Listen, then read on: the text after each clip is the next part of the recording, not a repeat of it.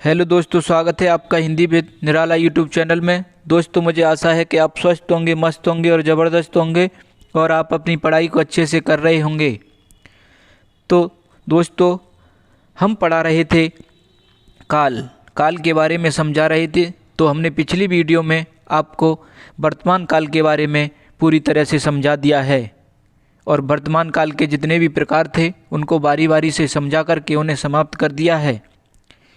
तो आज बारी है भूतकाल की। इस भूतकाल को शुरू करने से पहले आपसे निवेदन करते हैं कि हमारे Hindi channel Hindi with Nirala YouTube channel को सब्सक्राइब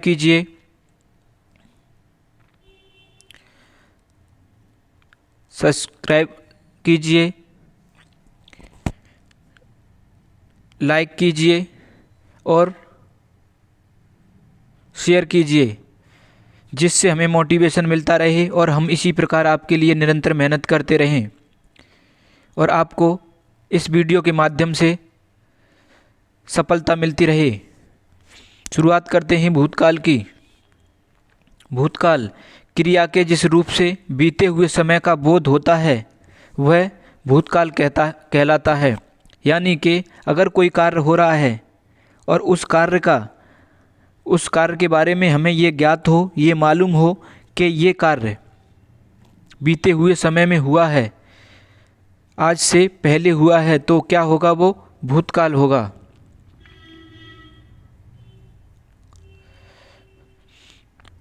जैसे राम ने रावण को मारा था, तो आज से पहले कभी मारा था।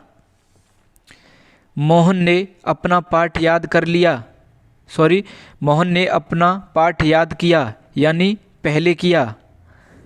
मैंने पुस्तक पढ़ ली थी, यानी जो मैं आज बोल रहा हूँ उससे पहले ये क्रिया समाप्त हो गई।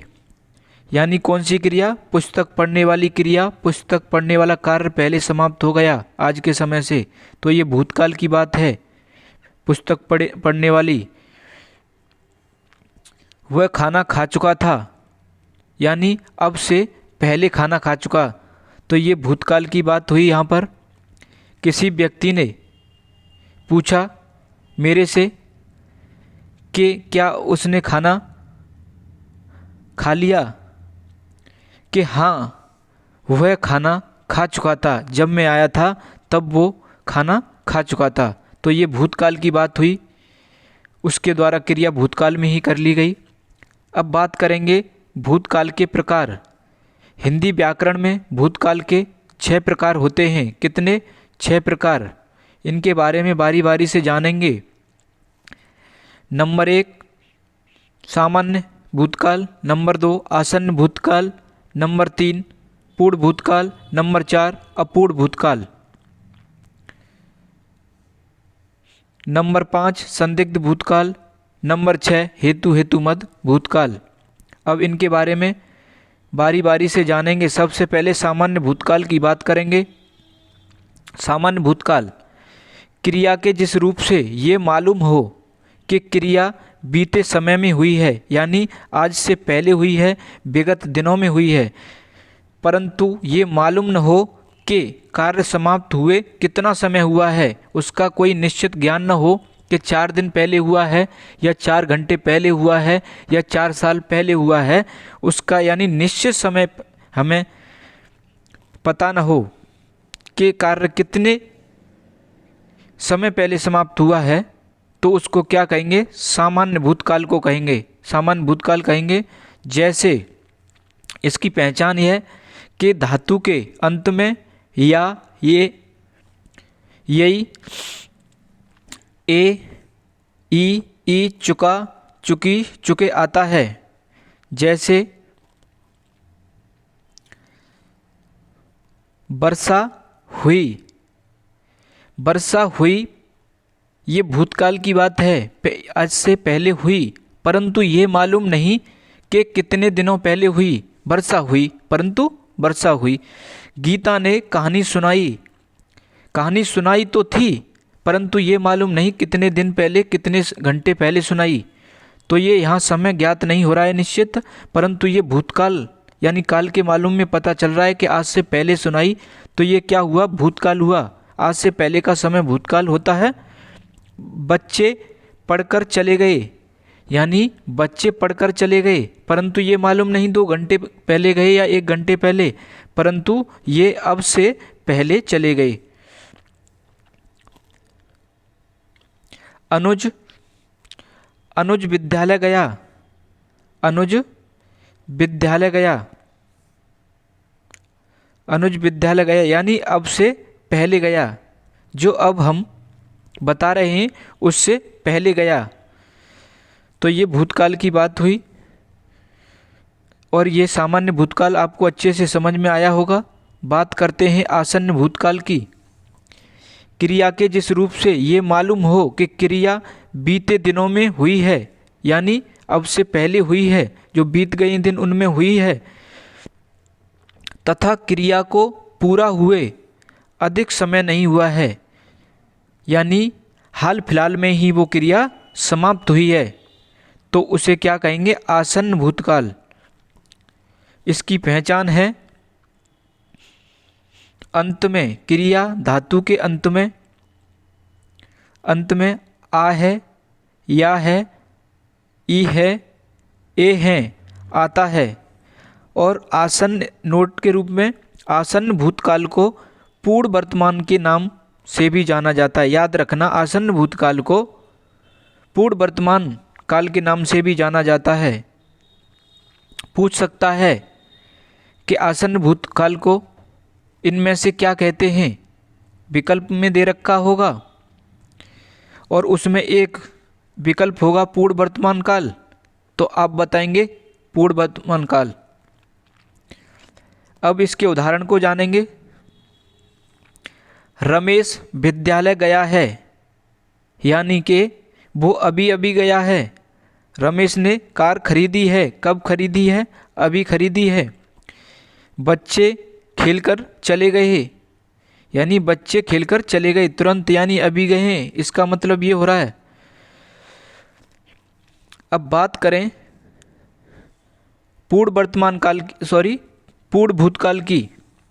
क्रिया के उस रूप से ये मालूम हो कि क्रिया को पूरा हुए बहुत समय बीत चुका है, पूर्ण भूतकाल कहलाता है। यानी कोई क्रिया अपने समय में समाप्त हो गई हो, उस समय को बहुत ज़्यादा समय हो गया हो, उस कार्य को समाप्त हुए अधिक समय हो गया हो, तो क्या कहलाता है, वो पूर्ण भूतकाल। इसकी पहचान क्या है, इसकी पहचान है क्रिया के अंत में या था, यही थी, ये थे, आ था। उदाहरण के आधार पर समझेंगे। महत्वपूर्ण उदाहरण, अनिल ने संविधान पढ़ा था। रमेश विद्यालय गया था। श्याम ने खाना खाया था। गीता ने जंगल में शेर देखे थे। यानी बात तो हो रही है भूतकाल की, विगत दिनों की, बीते हुए दिनों की, कि पहले कभी देखे थे, परंतु इनको बहुत ज़्यादा समय हो गया, यानी पढ़ा था, यानी बहुत समय पहले पढ़ा था, गया था, पहले गया था। इन चारों वाक्यों से ये हमें बोध हो रहा है कि ये क्रिया बहुत समय पहले हुई है। तो इतनी बात आपको समझ में आई होगी। अब चलते हैं अपूर्ण भूतकाल की तरफ। क्रिया के उस रूप से ये मालूम चले कि क्रिया भूतकाल में हो रही थी, किंतु उसकी समाप्ति के समय का बोध न हो, अपूर्ण भूतकाल कहलाता है। यानी कि हमने जब देखा तब कोई कार्य हो रहा था, हम वहाँ से आ गए और हमें ये मालूम नहीं कि वो कार्य जो हो रहा था वो समाप्त हो गया कि नहीं, तो कहेंगे अपूर्ण भूतकाल। यानी विगत दिनों में हो रहा था, आज से पहले या विगत समय में, परंतु अभी हमें ये बोध नहीं कि वो समाप्त हो गया है कि नहीं, तो हम इसको क्या कहेंगे, अपूर्ण भूतकाल। इसकी पहचान है कि क्रिया धातु के अंत में रहा, रही थी, रहे थे, रही थी आता है। जैसे उदाहरण में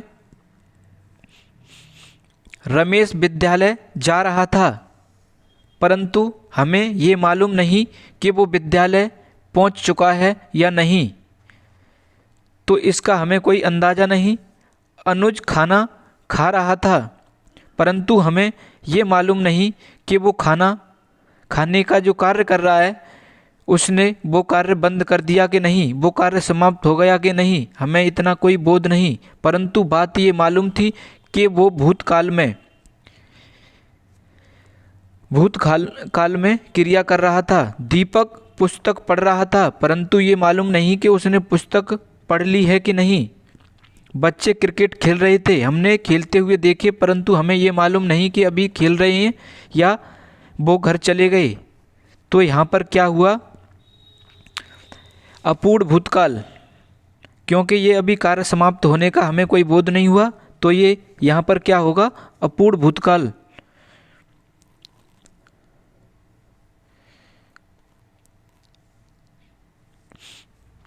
अब बात करते हैं संदिग्ध भूतकाल की।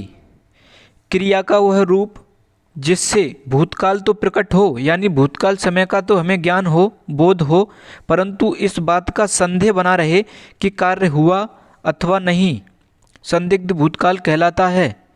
जैसे एक बात और बता दूं अपने शब्दों में कि अगर कोई कार्य कर रहा है तो ये तो हमें मालूम है कि वो कार्य कर रहा है भूतकाल में, परंतु इसका अंदाजा ही हो हमें कि वो कार्य कर रहा होगा भूतकाल में, परंतु ये न हो, ये संदेह हो कि वो कार्य हुआ अथवा नहीं। क्योंकि किसी को हमने काम सौंप दिया कि तुझे ये काम करना है और उसको कुछ दिन हो गए, परंतु हमें ये ज्ञात न हो कि वो काम हो गया या नहीं, तो इसके बारे में क्या कहेंगे, वो संदिग्ध भूतकाल है।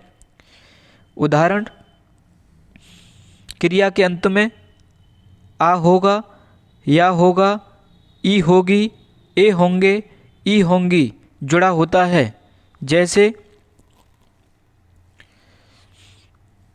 रमेश विद्यालय गया होगा, परंतु रमेश विद्यालय गया होगा, कहने का मतलब ये कि जब हम घर पर थे, उसके घर पर थे या उसके सामने थे, तो ये हमें मालूम चल रहा था उसकी पोशाक को देख कर के कि वह विद्यालय जाएगा, परंतु हम वहाँ से आ गए और हमें पूर्ण तरीके से हमें ये ज्ञात नहीं कि रमेश विद्यालय गया, तो हम यहाँ अनुमान लगा रहे हैं कि रमेश विद्यालय गया होगा। जब उसने पोशाक कोई पहन रखी है स्कूल की, तो उसने स्कूल जाने के लिए, तो वो स्कूल गया होगा। परंतु यहाँ ऐसा भी हो सकता है कि किसी भी कारणवश उसे वो पोशाक उतारनी पड़ जाए और वो किसी अन्य कार्य में लग जाए, तो यहाँ क्या है, कार्य होना या ना होना। अनुज ने खाना खा लिया होगा, जरूरी नहीं वो किसी और कार्य में लग गया हो, खाना नहीं खाया हो। दीपक ने पुस्तक पढ़ ली होगी, ये जरूरी नहीं कि वो बीच में से ही किसी अन्य काम में लग गया हो। तो यहाँ क्या है, कार्य के होने ना होने का बोध हो रहा है। तो यहाँ क्या हुआ, संदिग्ध भूतकाल हुआ। अब बात करेंगे हेतु मत भूतकाल की। क्रिया का वह रूप जिससे भूतकाल में होने वाले क्रिया का होना किसी दूसरी क्रिया के होने पर निर्भर हो, हेतु मद भूतकाल कहलाता है। क्रिया धातु के अंत में ताती ते आता है। उदाहरण के आधार पर समझेंगे। यदि स्वास्थ्य ठीक रहता तो मैं दिल्ली चला जाता, यानी दिल्ली जाना मेरा स्वास्थ्य पर निर्भर है, यानी इस वाक्य पर निर्भर है, दिल्ली जाना मेरे स्वास्थ्य पर निर्भर है, इसलिए ये हेतु मद भूतकाल है। यदि दीपक मेहनत करता तो अवश्य सफल हो जाता। सफल होना किस पर निर्भर है? मेहनत पर। यदि रमेश आता तो मैं घर चला जाता, यानी इसके घर चले जाने का आधार क्या है? रमेश आना, यानी अगर रमेश आ जाता तो मैं घर चला जाता। ये सब आपको अच्छे से समझ में आ गए होंगे। तो आपसे पुनः मैं उम्मीद करता हूँ कि आप Hindi with Nirala YouTube channel को सब्सक्राइब करेंगे और वीडियो को लाइक करेंगे और वीडियो को शेयर करेंगे, जिससे हमारा हौसला बढ़ेगा और हम अपनी बात को यहीं पर विराम देते हैं और सभी दोस्तों को जय हिंद जय भारत बोलते हैं।